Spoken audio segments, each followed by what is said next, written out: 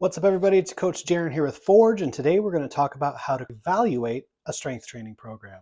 Now, in order to do this, we have to have a working understanding of the different variables that are involved in any strength program. There are four main ones that we're going to talk about today. The first is going to be your frequency, or how often you are training a particular exercise or how many sessions per week. The intensity, which is going to be how heavy you're training relative to a 1-rep max. The volume, how much total workload you're doing, and the variation. And that can be either the exercises that you select or how often you rotate them. How you go about managing these different variables is called periodization, and there are three main models of periodization that we're going to be discussing today: linear progression, block periodization, or concurrent or conjugate style periodization. Now, linear progression has been around for a long time. It's been used by all-time world record holders such as Ed Cohen or Steve Goggins, and in this format, you're simply going to add weight to the bar progressively from week to week. You'll move from periods of lower weight to higher weight.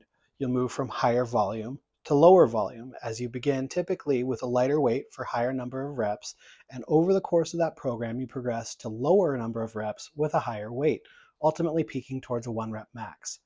Weekly progressions can be as simple as adding 5 pounds to the bar every week, or you can use a percentage-based model where you work up in percentage increases over the course of, let's say, a 12-week period. This method also works great for beginners because the level of neural adaptation they are building through acquiring skill in the main movements allows them to make progress much more quickly than someone who's been training for a long time. Because the weights they're typically lifting are also less, the amount of wear and tear that comes with this approach is also less for a new lifter. The linear progression model is not without several major disadvantages though. First of all, you cannot simply add weight to the bar every single week for the rest of your training career. If that were the case, we could add 5 pounds to every lift every week, and each lift would get 250 pounds stronger per year, and inside of 5 years, everyone who ever touched a barbell would be a 1,000-pound squatter, bencher, or deadlifter. And as I'm sure you know, that simply isn't the case. Linear progression eventually stalls out, and we have to either use other methods or address other aspects of strength and speed in order to make continued progress. Linear progression also comes with the highest cost when it comes to joint wear and tear. Because the majority of our training volume is done with heavy compound movements, typically the same variations for the entirety of a training period, the repetitive stress of performing the same lift with the same style of resistance in the same movement pattern week after week after week, getting heavier and heavier, ultimately catches up to you. Linear progression has been where I've acquired the majority of my training injuries, as the process of going 12 weeks through a peaking cycle ultimately tends to cause overuse issues and muscular imbalances that have resulted in things such as pec tears and imbalances in through my hips and back. Now, block periodization is a definite improvement over linear progression, although it does share some similar elements. With block periodization, you're going to organize your training into blocks of time where you focus on different performance aspects. For example, let's say in one block of training, we're emphasizing hypertrophy. So we're going to be training with moderate weights for moderate number of reps with a higher number of total volume. After that block, we'll move into a strength block where we focus on mid-range weights, anything from 70 to maybe 85% for sets of 3 to 5. Moderate volume, but a heavier load. Then that block will progress into a peaking block where we're typically training lower reps, anywhere from 1 to 3, with the highest percentages of weight, anywhere from 85 to about 95%. With this approach, we are still progressing linearly through time, but that emphasis in each of those performance aspects is separated into its own training block. We have a block of time to focus on building muscle. We have a block of time to intensify and teach that muscle how to be strong. And we have a block of time where we peak that strength to demonstrate our maximum capabilities. What's nice with the block periodization model is that we can also incorporate variation. You can use different variations of each of the lifts in each of those blocks so you can minimize wear and tear, or we can progress the variations in difficulty over the course of time. So then the benefits of a block periodization style is that it does allow us to utilize variety. It also has better management of fatigue because we progress from one emphasis to another, and we're not just ramping up our weights over the course of time and allowing that joint stress and damage to accumulate throughout our training cycle. Where block periodization falls short, though, is that the performance adaptations that we gain from each of those blocks of training do not necessarily last throughout the entire training cycle. If we emphasize hypertrophy in the first phase, where our volume and our intensity is set up for us to build muscle, as we lower our volume, we tend to lose muscle mass.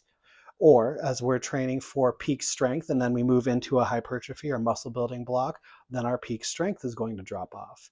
It's impossible to maintain all of these performance aspects of strength when they're only focused on for set periods of time. The other place that block periodization falls short is in addressing speed and velocity. So you can't lift a heavy weight slow. But in each of these two approaches, both linear progression and block periodization, there is no emphasis placed on training at specific velocities. And this brings us to the concurrent or conjugate method. Now, where concurrent periodization or the conjugate method really shine is in the adherence to the 4 laws of training and the utilization of all methods of training for strength. The first law of training is the law of specificity. This means that you improve what you train. You're not going to become a better sprinter if you never run. In the same case, you're never going to become a strong squatter if you never squat. Your body will specifically adapt to whatever demand you impose upon it. The second law is the law of accommodation. Your body is going to adapt to whatever training stimulus you provide. After all, that's the whole point. We train to give an impetus for the body to grow stronger, and in doing so, it adapts to that. We have to rotate that stimulus over time in order to continue receiving the benefit in the form of an adaptation. The next training law is the law of 72 hours, and that states that it takes 72 hours between training sessions emphasizing the same muscle groups for the body to fully recover and be prepared to perform optimally again. This means that things such as squatting every single day, while they may be great for building up a specific skill in a lift, ultimately will not yield the best performance because we're simply not allowing the body to recover with enough time to be able to perform again at a high level. And finally, the law of individual differences. Now, while everyone isn't a unique special snowflake, we all do have different capacities to recover and respond to training. Everyone has different limb lengths, which means they're going to have different leverage advantages or disadvantages. They're going to have different abilities to recover from training. They're going to have different muscle fiber types. Some people will be more explosive and some people are better at grinding. Some people are best at anaerobic high burst outputs and other people are better at endurance. And being able to understand these individual differences and custom tailor a program around the needs of each individual person is crucial for building an optimal strength program. Now, in addition to these 4 laws, there are also 3 main methods of training that are utilized in every strength training program. We have the max effort method, where we lift the heaviest possible weight with the probably lowest overall velocity and the lowest amount of volume. Here, our goal is the output of strength. We want to generate force against the largest resistance possible. Then we have the dynamic effort method. With the dynamic effort method, we're using submaximal weights, typically in the 30 to 50% range, but we're training them at maximum velocity. We have a moderate to higher amount of volume with the highest speed, but the lowest loads. And then we have the repetition method, and this is where most of linear progression and much of block periodization tend to live. With this method, we're using moderate weights at moderate velocities for moderate volumes. The repetition method definitely has a place, but you can see how if we only focus on this one method of training, we're missing out on maximal strength output and maximal force production and speed by only using one of the 3 methods. Now, concurrent or conjugate periodization utilizes all 3 of these methods without violating any of those 4 laws of training. In the conjugate method, we have days that are dedicated to max effort training, typically 1 for upper body and 1 for lower body. We also have days where we focus on dynamic or speed work for upper and for lower body. With both of these methods being utilized, we're able to train at an optimal amount of frequency, but also at both ends of the velocity curve. On one day, the max effort days, we're letting the overall load be the limiter for our force production. So how much force can we generate to oppose the heaviest weight possible? But then at the opposite end of the spectrum with the dynamic effort method, we're using a submaximal weight, but trying to generate maximal force. We're getting strong against heavy weights and fast against lighter weights. Both days, we utilize the repetition method, But here we utilize our volume with specialized exercises designed to specifically address weak points in each of the lifters. Here's where we emphasize hypertrophy on both days. But the difference with the conjugate or concurrent model versus the block periodization or linear progression is we use this volume in single joint isolation movements that have lower overall levels of systemic fatigue to the body and cause the least amount of joint damage. By utilizing all three of these methods at the same time or concurrently, we're able to get the benefit of using all three training methods at the same time. With things organized in this way, there's never a period of time where we're not building our maximal strength. There's never a period of time where we're not also building explosive power, but because we're still using that repetition method, we're also still fostering hypertrophy each week throughout the course of your training career. This is also beneficial in the way that we determine or assess weak points. Typically, weak points are either going to be technical, mental, or physical. We may have a form breakdown that we need to address. We may have a mental capacity. Maybe somebody is anxious or gets fearful under heavy weight, in which case the only way for them to improve that skill is to repeatedly get under heavy weights. Maybe it is physical, in which case we can address it with our dynamic work and our assistance work. Either way, this system allows us to be constantly assessing our weak points and addressing them as the training evolves with time. The conjugate or concurrent method also utilizes variation. Because of that use of max effort method, we cannot simply max out the same lift week after week. And so in that method, what we do is we rotate that exercise every 1 to 3 weeks. By doing so, we don't violate the law of accommodation and we minimize joint stress and wear and tear because we're constantly rotating something about how that lift is performed. Maybe we change the stance, maybe we squat to a box, maybe we don't use a box, maybe we pause at the bottom, maybe we squat on an elevated heel or a flat shoe.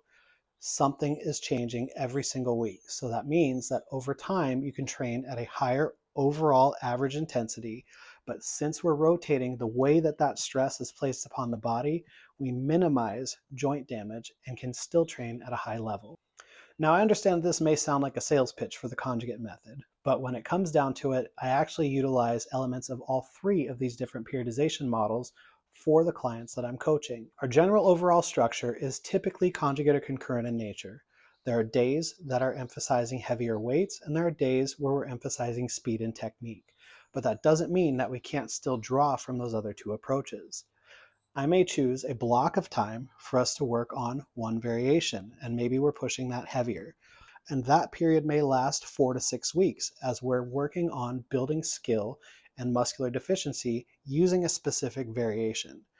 We're not necessarily truly utilizing the max effort method where we work up to a 1 to 3 rep max, but we are taking that heavy and light contrast between the training week. I may also use the linear progression model for these.